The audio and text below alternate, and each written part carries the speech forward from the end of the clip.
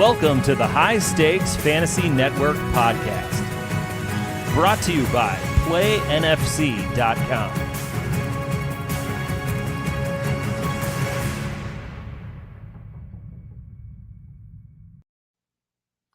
Hello, everyone, and welcome to the High Stakes Fantasy Network. I'm your host, Greg Ambrosius, and I'm flying solo tonight as we celebrate 20 years of the National Fantasy Football Championship. That's right.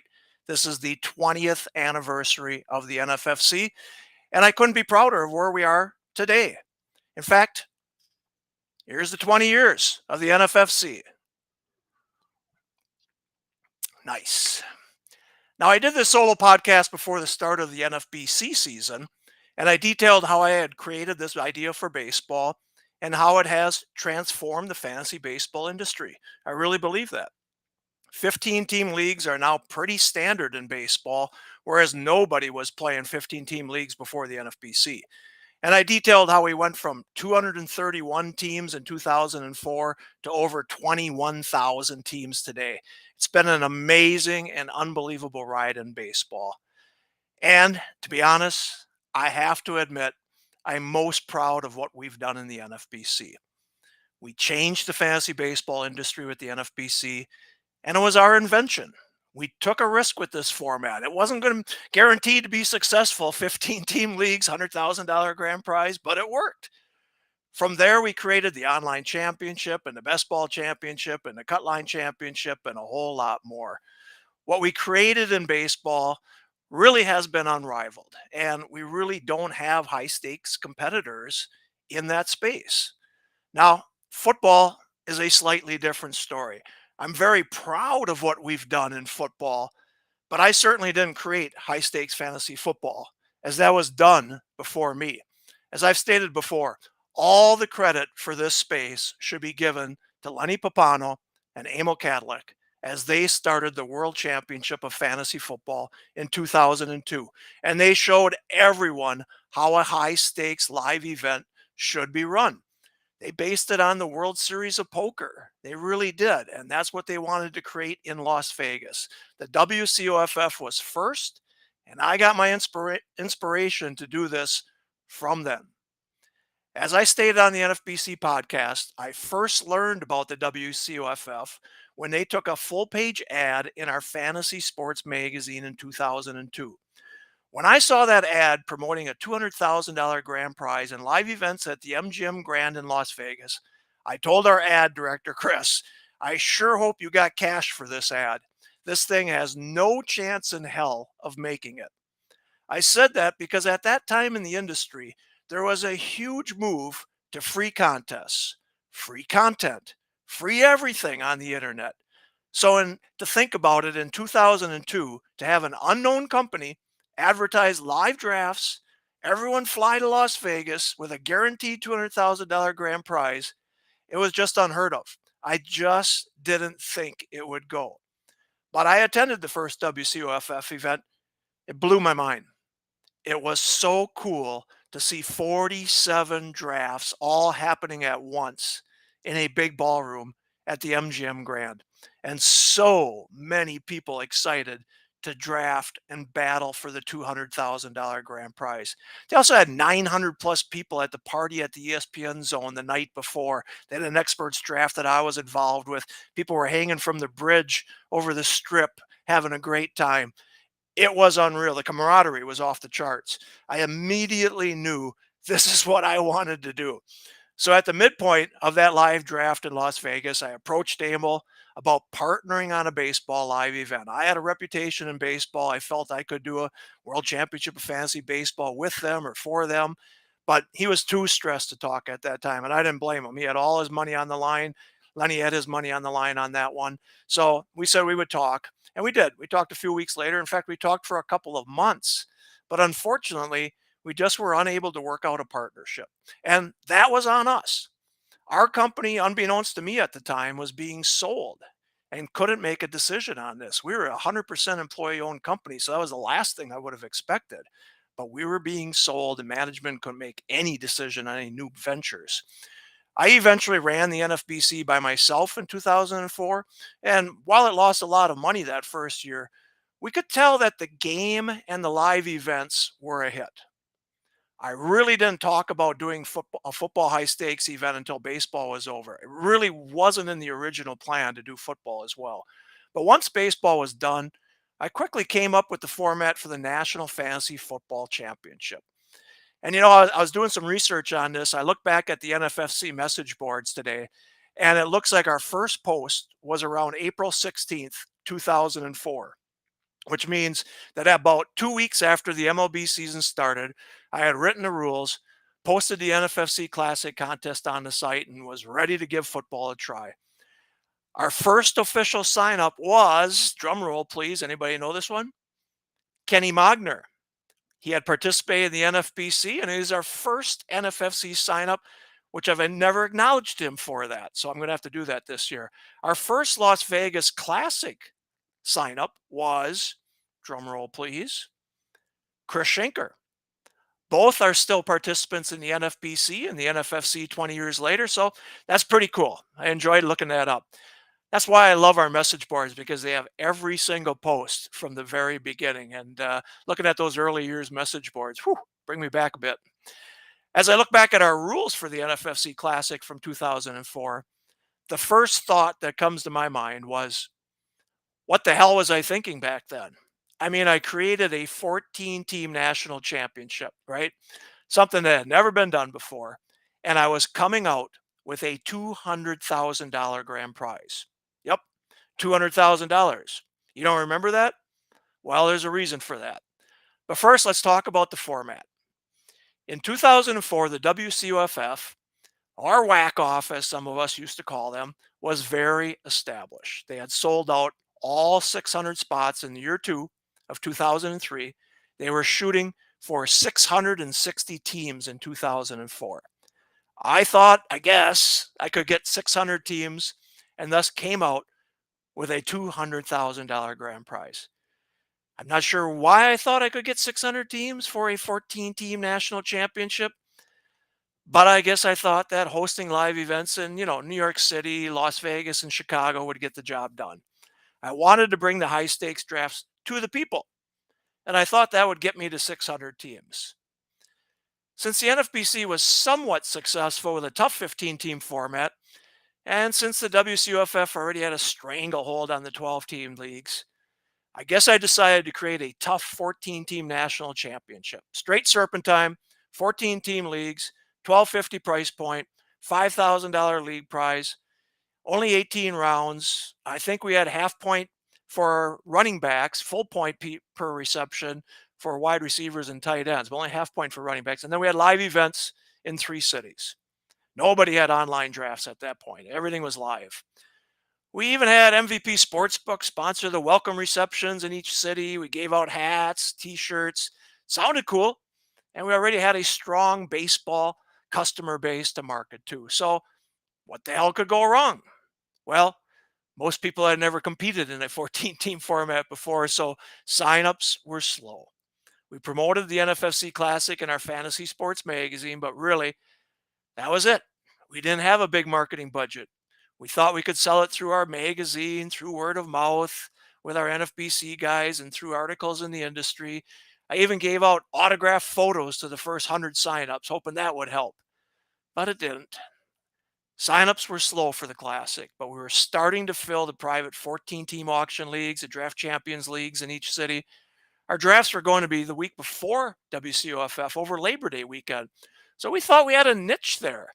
And then WCOFF sold out like in late July and said they weren't taking any more signups. I mean, I really looked up to Lenny for doing that. He said, be one of the first 660 or be left out. We're not adding after that. And they didn't. They didn't. And each year they sold out earlier and earlier. But I thought for sure that in August we'd get a big push because they were sold out. But by mid-August, 2 weeks before the live events, we were sitting at 168 signups. And I knew that we were headed toward a big financial loss. Believe it or not, I was actually walking the Krause Publications grounds on a Saturday afternoon with my wife and kids at a military show. Yep, a show full of tanks and jeeps and trucks and a parade put on by Chet Krause, who had purchased all the equipment from his World War II battalion. And I made my decision right there that I couldn't move forward with the $200,000 grand prize. I just knew I had to bite the bullet. I walked from the military show to my office in the adjacent building and typed up an email that I then sent to all 168 owners. I profusely apologized and then said that while we guaranteed the $200,000 grand prize, the demand just wasn't there to fill the contest with 600 teams. I said that we were going to limit the Classic to 300 teams and we were going to lower just one prize. The grand prize was going from 200,000 to 100,000. I offered every single owner a refund and apologized for having to do this. And then I sent the email. Legally, this is what we had to do. We had to refund everybody if they wanted it or restructure the prize. But again, we had to refund it. They had to agree to the new prize structure. At that point, we hadn't hosted any drafts yet. And so we were 2 weeks away from the live events. People certainly could have asked for a refund and it wouldn't have been out anything. People could get their money back, right? Agreed to the new prize format if they wanted to. And surprisingly, I had only 2 people who took the refund. And I got a bunch of emails saying they'd like the lower number of teams and we're going to stay. We put the word out on our message boards that we were lowering the grand prize to $100,000, but that all the other prizes would stay the same and hoped for a last minute push. Well, we kind of got that. We added 60 teams that last week. We finished with 224 teams. Now, it wasn't a sellout, but it was a good finish. It was more teams than we had in baseball, and all 3 cities were well represented. We had 6 leagues in Las Vegas, 6 leagues in New York City. We had 4 in Chicago. We had O.J. Anderson and Adam Kaplan speak in New York City. We had the FTX.com showgirls handling the stickers in Las Vegas. I mean, the live events went well. Everyone left happy for sure. But of course, nothing goes completely smoothly. If you remember 2004, Hurricane Charlie hit that weekend, and we had a few owners from Florida who were unable to fly to the live events. We put those owners on a phone, talked with them on every pick, and got their picks by phone. Now remember, there was no online draft board or anything. These people were crossing out, listening for the player that was selected, crossing them out, and trying to stick with us. One of those owners in Las Vegas was Mike Ward. He was talking with us in the middle of the storm. He had no power at his home. He had a flashlight. He was crossing off on his cheat sheet, and he battled through. And he wound up finishing the regular season with the most points. His team went 12-1. It was crazy, but we got through it, and we created some memories. Now, the camaraderie in football was evident right from the start. I mean, leading up to the live events, our message boards were filled with ego and testosterone, as every poster claimed he was the best player in the country. Now, nobody had a track record in national contests, so it was easy to boast on the boards, and boast they did. It got ugly at times, but for the most part, it was all in good fun. One of the biggest message board posters at that time was Gordon Gekko, who claimed right away that he was going to win the $100,000 grand prize. I remember seeing his posts on the WCOFF boards in the early days. He played there in 2002, 2003, and I was happy to have him joining our contest. He stirred things up, and yet nobody knew who he was. When he said he was coming to the Las Vegas live events, people were intrigued to meet this guy. What kind of a guy was this? Some people, I think, wanted to give him a pounding, but he showed up for the Friday night auction league at the Flamingo and was as nice as could be. Quiet, in fact. His name was Mark Cerebro, and he came with his partner, Jason Emma. Now, I was cheap at the live events back then. I mean, I was really cheap at the live events. I didn't even have beer on hand for the auction league. Well, Bill Zell took care of that quickly.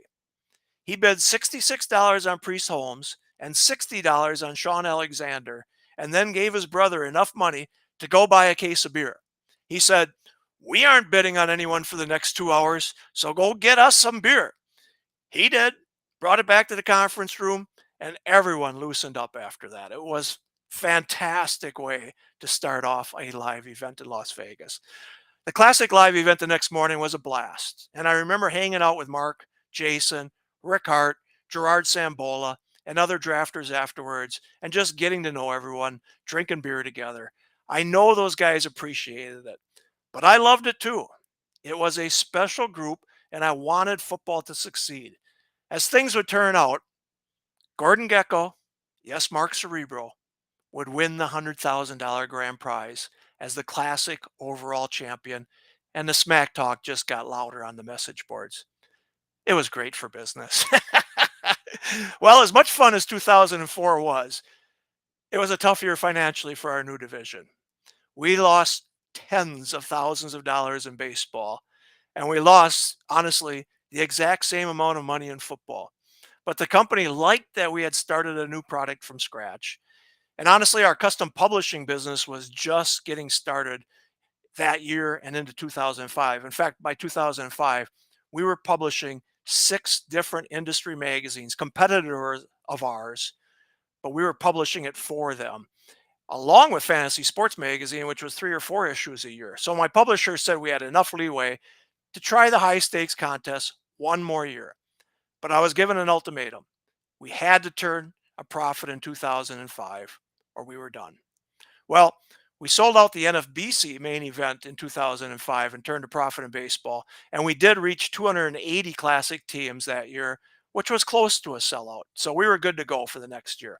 Josh Farrick was the classic champion in 2005 as he was carried by LaDainian Tomlinson. In fact, a lot of teams that drafted from the first spot that year won league titles, which made me consider some changes to the draft spot order with these 14-team leagues. So in 2006, we allowed KDS.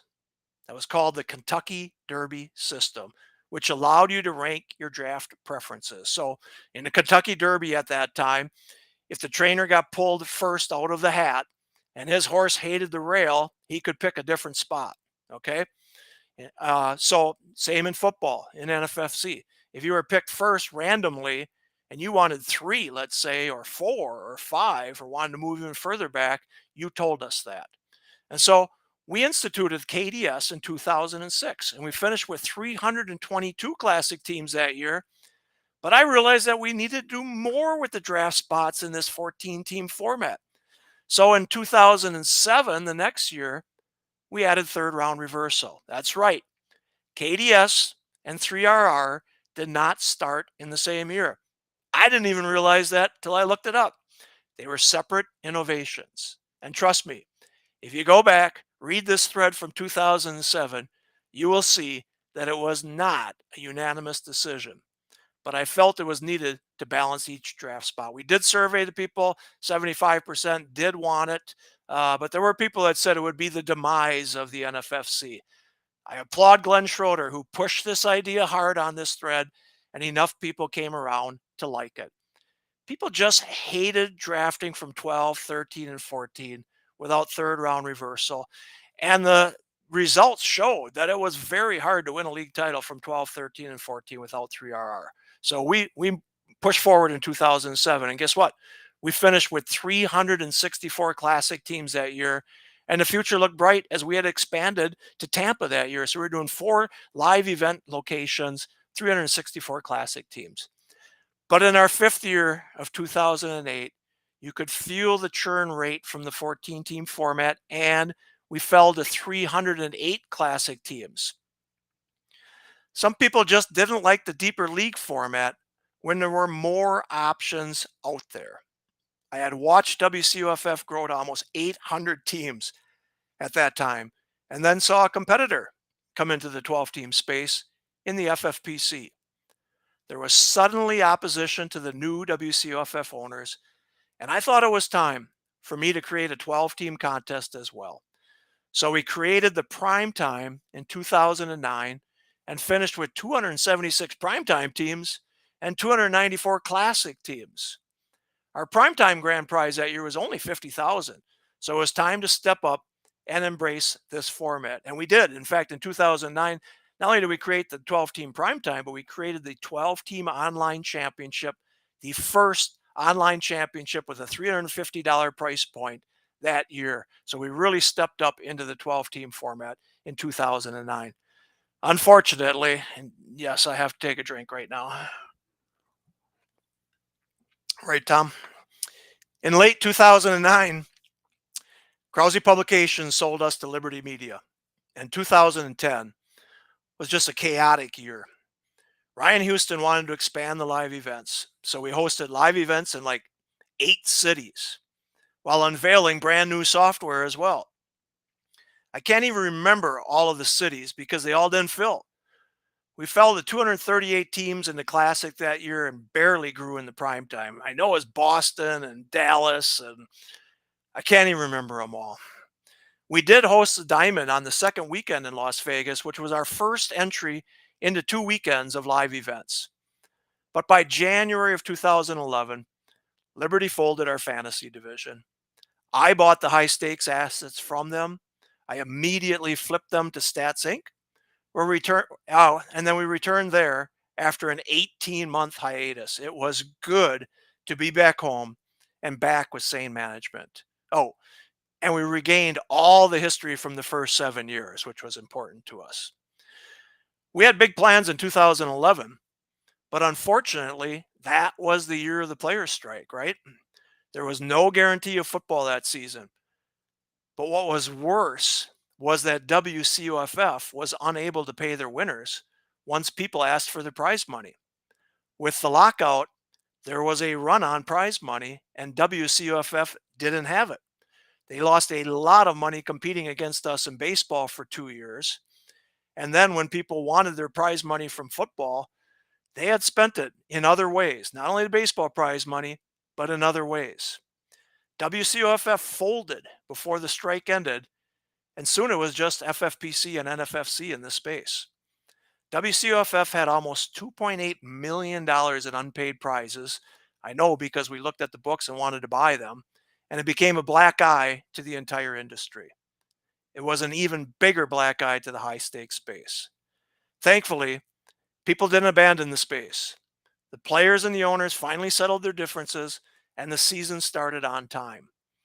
We finished 2011 with a record 360 primetime teams and 280 classic teams as we expanded to 2 weekends of drafts that year.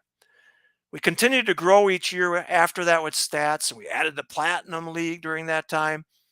But then Stats was sold in 2014. And my good friend Steve Bird, who was first person who helped us get this contest started in 2004, he left in 2015, and suddenly everything was changing at Stats. In 2016, Stats was in a huge battle with Sport Radar, who hired Steve to compete for all the league contracts that they had. And Steve won most of them, if not all of them. Stats just wasn't a business to consumer company, and it was time for them to move on from the consumer games model. I thought it was time as well. I approached them. I was interested in buying the assets back, but instead, Rob Fithian, an old friend from Fanball who had just started up Sports Hub Technologies, stepped in, bought our high stakes business for the same price that Liberty bought it in 2009. It was a bargain because all we needed was some support and new technology to grow. And we did grow. We had to use the Stats platform in 2017, if you remember, but in 2018, we unveiled our own software, and we've improved it each and every year since then. I strongly believe we have the best software in the high stakes business right now, and each year it gets better. This year we have added an all teams page where you can set all your starting lineups from one page and quickly find any player on any of your teams with the flick of a search button. That should help with last minute DL decisions and such, or IL decisions.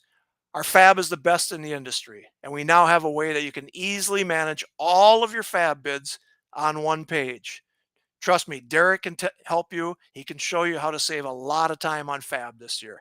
It makes it so easy to manage multiple fab teams this year. Oh, and our ADP is a gold standard in the industry, used by podcasters and SiriusXM hosts all year long. We have come a long, long way in the 20 years since we started the NFFC. We've added the football challenge games from CDM. We've created the Silver Bullet Championship, the industry's only single entry national championship. And now we're partnering with footballguys.com. Tom Kesenick has hosted all 20 seasons in New York City and has been my right-hand guy from the start.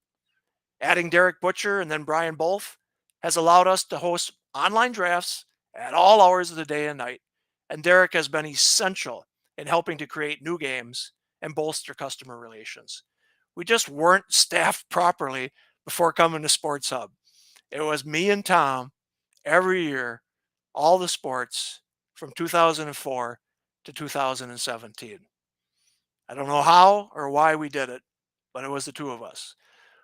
We also work closely with our IT team now in St. Louis, and John Bryson and John Jokum are essential to our success. We've got a great team in place and a product that keeps adding more and more players. Last year, we finished with 984 primetime teams and over 21,000 paid teams overall. We expect even bigger numbers in 2023. If you can make it, join us for the live events at Dave & Buster's in Manhattan, September 1st and 2nd, and at Park M&GM in Las Vegas, September 1st and 2nd, and September 6th through the 9th. Or draft online in any of our contests, which include 10 national contests with overall prizes. We expect to give away over $6 million in prize money, and our live events are going to be like a family reunion. The baseball 20th anniversary live events at the Mirage and in New York City were off the charts. The camaraderie was off the charts. I had more fun than anybody else. So draft with us. Then watch NFL games in Las Vegas with us and enjoy this NFL season like never before. Finally, I just want to thank everyone for 20 unbelievable years together. It hasn't always been easy or smooth, as it took a long time for our technology to get to where you needed it. We've had a lot of change during the years, but some of the changes were needed. We'd never be where we are today without that last change. Now we have a product that we can be very proud of and can stand up to anyone. And next is a brand new native app that we hope to unveil for NFFC 2024. We definitely need that, and management has committed the resources to get it done. It's being worked on. If you're a member of LeagueSafe, you know they have a native app right now, and all that technology will be used for the high stakes, hopefully in 2024. Again, since 2004, we've given away over $82 million in prize money. Baseball is going to give another $5 million this year, football another $6 million. So through 20 years, if we give away over $93 million in prize money, I couldn't be prouder of that. It'll be awesome. And we thank you for your trust, and we have never betrayed it, that's for sure. So thank you, everyone, for 20 memorable years. Thanks for your trust and your patience and your camaraderie. Now join us for the 2023 season, and let's have an unforgettable season. I'll see you in the draft room. All right? Good luck, everybody, and thank you.